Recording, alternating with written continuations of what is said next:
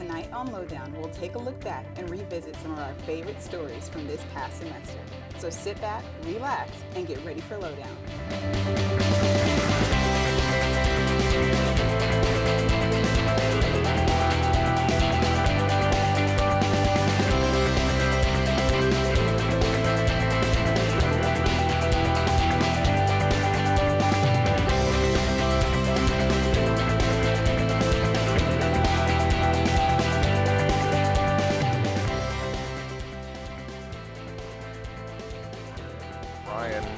Looked at me one day. It was another one of those things where he was like, hey, we're going to put a con on in 6 months. And like most things that Brian says to me, I turn and say, okay, sure. 6 months later, I'm standing in it like, oh, wow, what have we done? From September 7th through the 9th, Retrograde Toy and Video Game Museum collaborated with UCM to host the RetroX convention. We caught up with their president Brian and co-president Ryan to get the lowdown on RetroX. Retrograde is a charitable toy and video game museum with all of the nostalgia we could muster and find. We're trying to give everybody the feels. I'm the president of Children's Community Charity and Retrograde Charitable Toy and Video Game Museum. Retrograde Charitable Toy and Video Game Museum here at 112 West Gay is a concept or an idea that we came up with a couple years ago. Brian and Ryan's idea would eventually lead them to partner with UCM. Thus, the RetroX convention was born. RetroX was to bring awareness, first and foremost, within the community about that kind of centralization project, and also to bring all of that geeky community, that large community that's out there, together, and to focus that community on the community outward. What if we could, instead of just focusing on one little area of like a convention, if you will, or whatever, what if we could focus on all of it?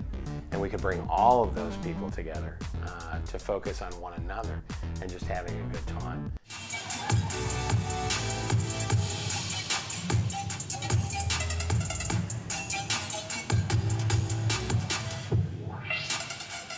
RetroX was an event that brought together numerous vendors, people that wanted to play games. We're talking card-based games, table-based games.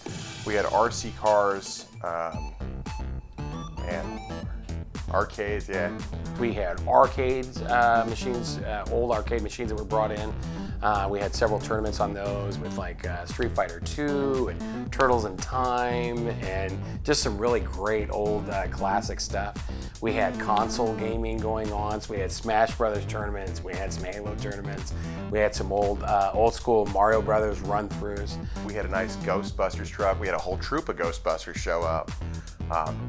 Numerous Star Wars reenactors, like full-on battalions coming, and we had stormtroopers and just all kinds of other cosplayers. It was good stuff. There were several different cosplayers that their work was just amazing. Just the ability to take on that character, the Nightcrawler, which was that's Carly Bosmer. That's amazing stuff.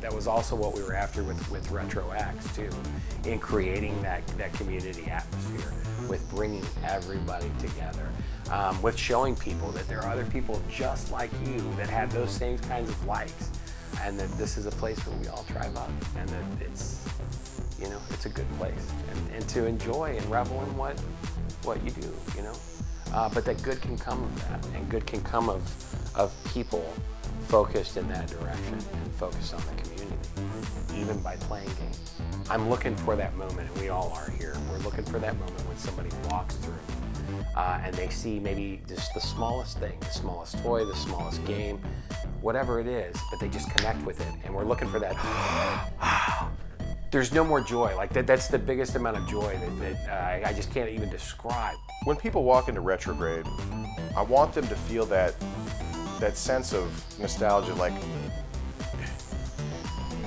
whenever you see an old TV show and it pops on, you got to stop the clicking for just a minute, just to see what's going on, just so you're like, oh, I remember this was great. I want everybody to feel that when they walk through our doors. I want them to see something like, oh man, I remember playing with that toy. Because when we think about that stuff, when we think about how easy it was when we were kids, oh, I'll play with Batman, you know, I'm gonna share with my friend next door, whatever. That's all it ever was. There was never like, I'm gonna be Batman and you're gonna be this because you're the bad guy. Nobody cares. Let's all be Batman and Robin. Let's all play together. Let's all enjoy these toys, you know? Like, I want people to remember what it's like to be so open-minded and innocent. I want you to remember what it's like to be a child and to just play, you know? Like, go back to being a kid where times were simple and things were fun all the time. Reporting from Lowdown, I'm Brendan Wade.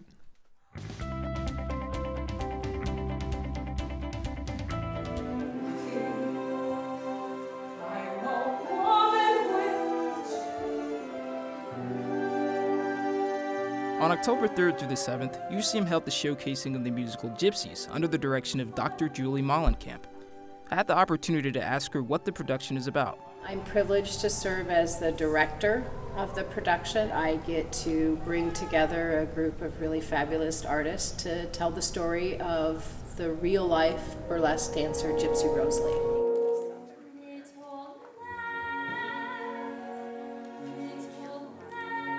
I think there's a certain discussion about mother-daughter relationships. I think there's a certain connection to obsession and how maybe if we're not careful, the damage we struggle and suffer with when we're children can be imparted on our own children. I would say the story of Gypsy is this beautiful story of a mother and her daughters and their road to success and fame and money and whatever mama sees as success. But in that road, she forgets to stop and like take a look out the window. She forgets about the journey leading up to success, and in that she loses her love, she loses a daughter, and she loses herself in a way because she's not focused on anything but the money and the success and the fame. Pushing and the finagling, all the scheming and scrimping, all the lying awake nights wondering how are we going to get from one town to the next? How are we all going to eat on the buck? How am I going to make an act out of nothing? What did I do it for? You say I fought my whole life. I fought your whole life. Gypsy's mom, Rose, really had hoped to be in show business, and her mother abandoned her. And so she commits herself to being the best mother she can be to provide the best childhood for her children, and it's the one that she thinks she would have liked to have had. But her children have different ideas, and sometimes she forgets that.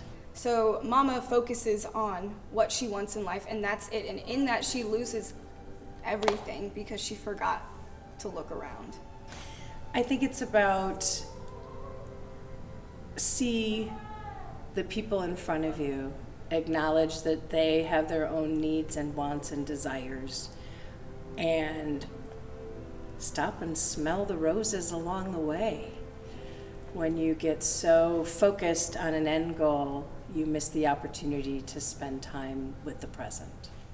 And he was saying to me, Rose, get yourself some new orchestrations, new routines, and red velvet curtains. Get up there, the hat for the baby, photographs in front of the theater, get an agent, and a jig time. You'll be being booked in the big time. It's a classic American musical from the golden age of American musicals. We knew that there's a very strong female lead, and we knew that we had 5 to 6 women that could play that role. We knew that we had 5 to 6 women that could play all the other female roles, and we had the men to be able to do it as well. So we knew we were ready to do it because it's a huge undertaking. Remember, you are artists of the theater. Madame Roses, Tory Adorable. There are 17 locations in the play. There are over 135 costumes in the play. There are probably 150 props in the play.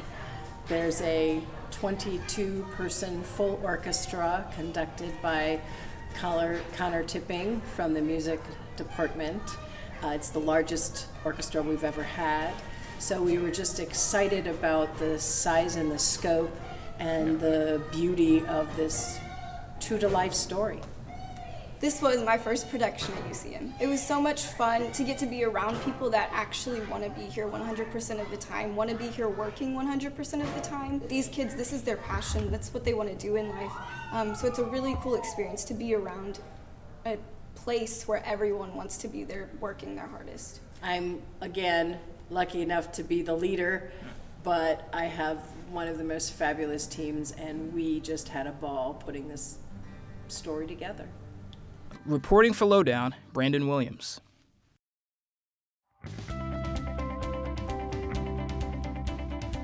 Almost 7 years ago, we got into the live remote broadcasting realm at the time was our Department of Communication.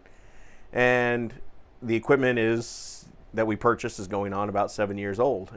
And so I put together 2 proposals, and one of them was for this complete trailer system. And so that's what we got.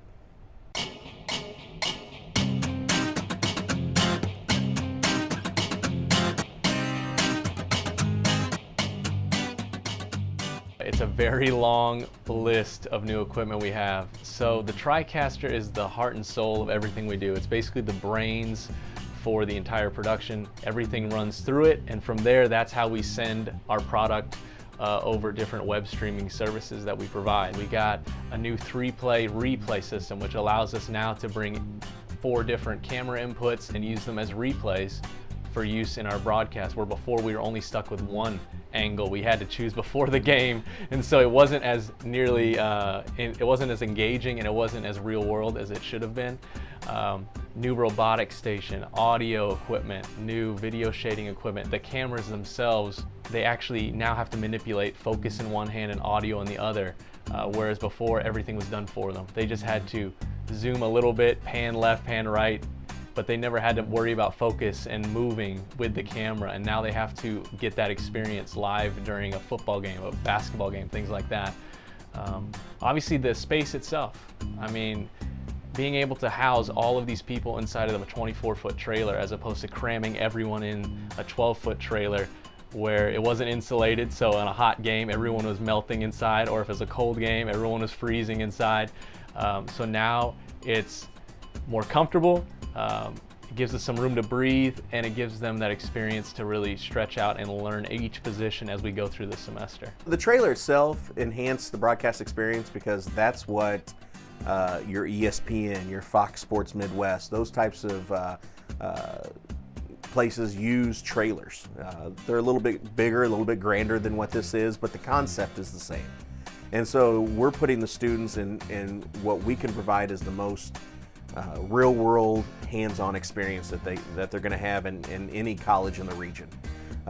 So I think that's what the trailer has kind of brought to not only our program, but the university as a whole, because it puts us on the next level for recruiting, and so it's just something that, you know, the trailer itself is a great sales pitch, and it lets students know that our administration wants to invest in them. You know, we're not here to just take money from you. We want to give you the experience for that money, and so I think our administration has done a fantastic job in paving the way of learning to a greater degree. We want to give you those tools that you need to succeed, and this is one of them. It has taken our broadcast standard to a different level, to a higher level, where I'm not going to say before I was accepting of a lesser product. I still held a high standard with what we had, but now that we've got all this new equipment, now I expect the best. I mean, when we step into the show, everyone's on their positions, different spots on the crew. I expect everyone to communicate effectively. I expect everyone to just do their jobs to the best of their abilities. And although it is an intro class in the fall, the hope is that they take it into advanced in the spring and really be able to fine-tune their abilities and their craft at different spots. My hope in terms of the experience that the students get out of this is to be able to walk away from this university and wherever they apply, production-wise, be able to tell them, I've experienced working on a 3-play. I've experienced running robotic cameras. I've experienced working with scoreboard and live stat graphics. I can use a production level switcher to cut between different cameras and all the different elements of a show. I have communication skills to direct and produce games and lead a team. So it's all about giving them real world experience, giving them a more in-depth look at what it really takes to succeed in the live production realm. Because what we had before, it was a good taste, but it also wasn't what they were going to be using out in the field. So now it's really about giving them the actual experience they would have. I hope that the students gain lots of experience. I hope they gain resume material. And I hope that when they go out for an interview, they can discuss what it's like to be in a real world situation. I'm a firm believer in it has to go outside the classroom, and we have a great student body who embodies that idea of I can't just do what my professor's telling me in class, I need to do above and beyond. And so I want to make sure that I'm giving all the students the tools that they need to succeed. Reporting here from Lowdown, I am Brendan Wade.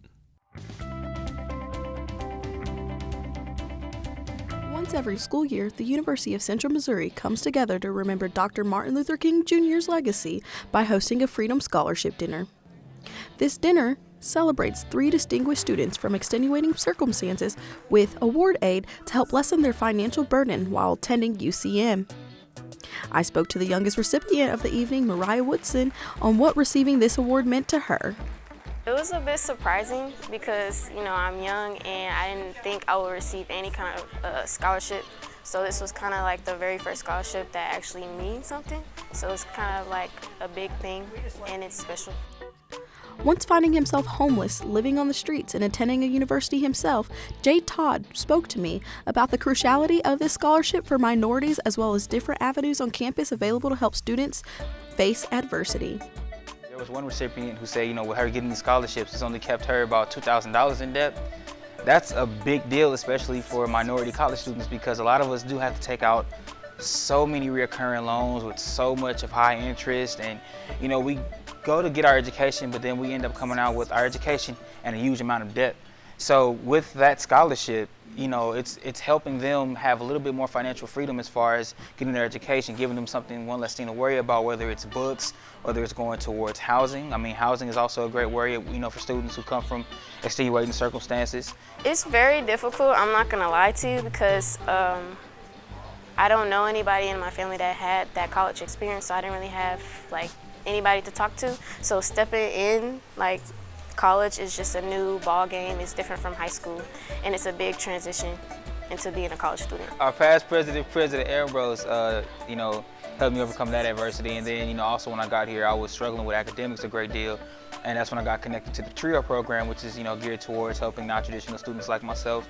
And I'm a non-traditional student, I'm a first-generation student, plus, being homeless and not having that much financial aid and assistance outside of school.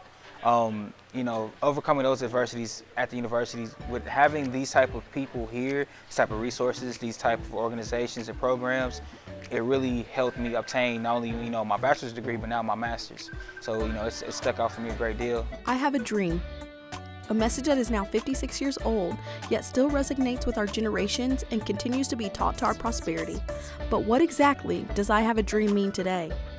Being a black man at a predominantly white institution, his dream meant everything to be here at this exact spot, at this exact moment. Just the ability to get education without any restrictions, the ability to further, your mind power, to further your knowledge, to further your connections as far as, just being an individual, not just as a black individual or as a white individual. So, that's a great deal of what his dream meant to me, especially with me obtaining my education. Keep going, don't ever fall back or have any doubts. Just keep pushing through. If it gets hard, you can always ask for help, or you can try to figure out yourself. I just know if you have a dream for something, just go for it and then just make it happen. Who I am and where I'm at is not going to coincide where I'm going and where my people are going. So it keeps me more steadfast in what I want to do for my people, just like it did for Dr. King when he was here. I'm very grateful that I received this scholarship because it just identifies who I am, and I'm just a black woman on campus trying to pursue her dreams, so that's what I'm doing. The presentation about Martin Luther King, it gave me just a refresh about everything and what he did, what was his purpose of his speeches, how he traveled everywhere to talk about anything, and it just inspired me as a person and to just go for my dreams. That's it. Not us, then who? If not now, then when? If I, see something going on and I just wait for somebody else to step in, it might never get stepped into. It could be the same things happening over and over and over and over and over again. The cycle of injustice, the cycle of, oppression, the cycle of just abuse and just negative things towards our people can constantly keep going on. So, with me, I was one of those people where I got so tired of being involved in it and seeing it happen time and time again to where I had to at some point step up and say, okay, well, we have to make a change. And if not we, then myself first for myself and then for others around me. Reporting for Lowdown, I'm Ranjanae Hill.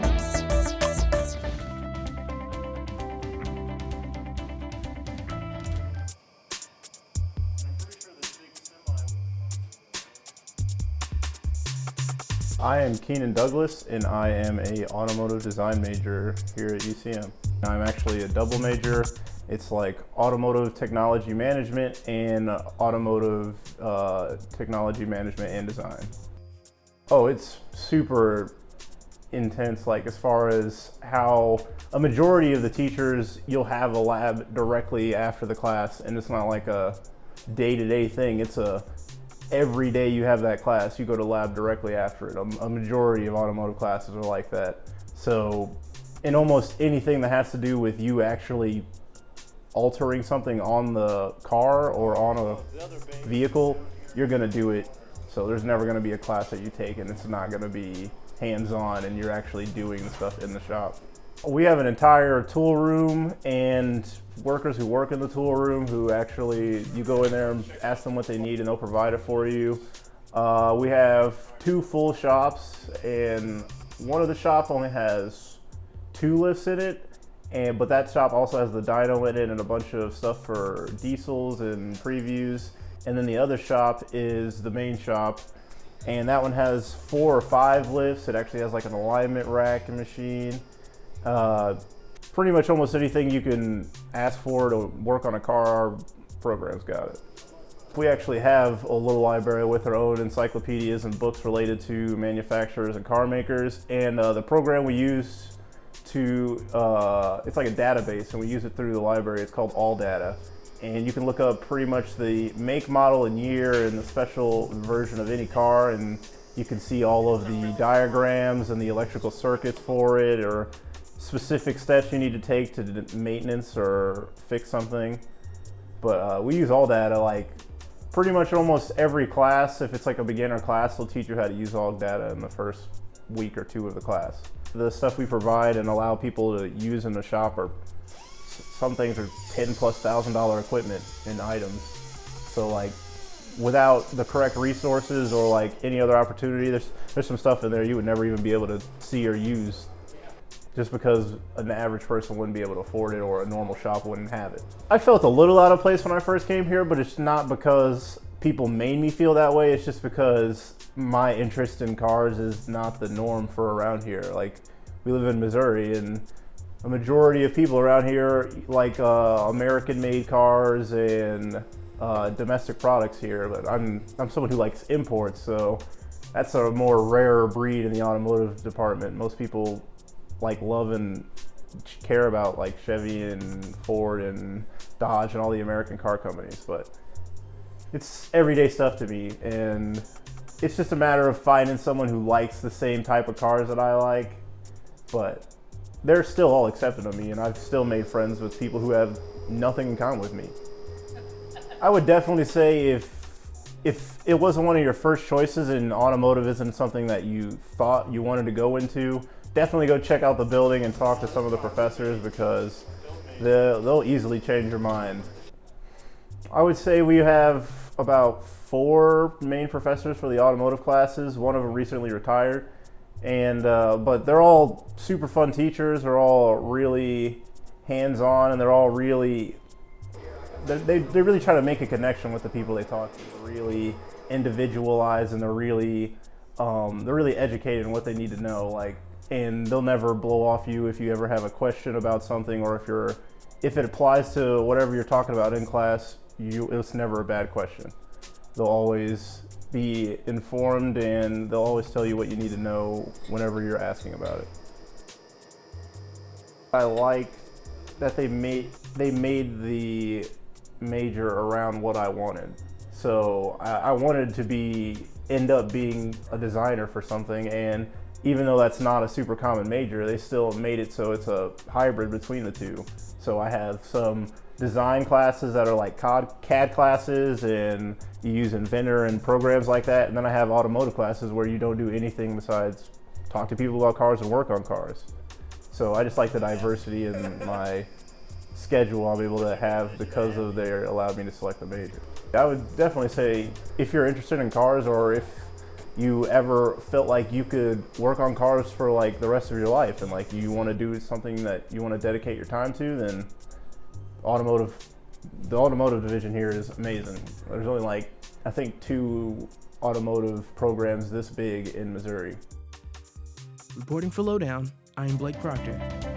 Unfortunately, that's all the time we have for this evening, but don't fear, the show in its entirety and individual segments can be found online at our KMOS TV YouTube page.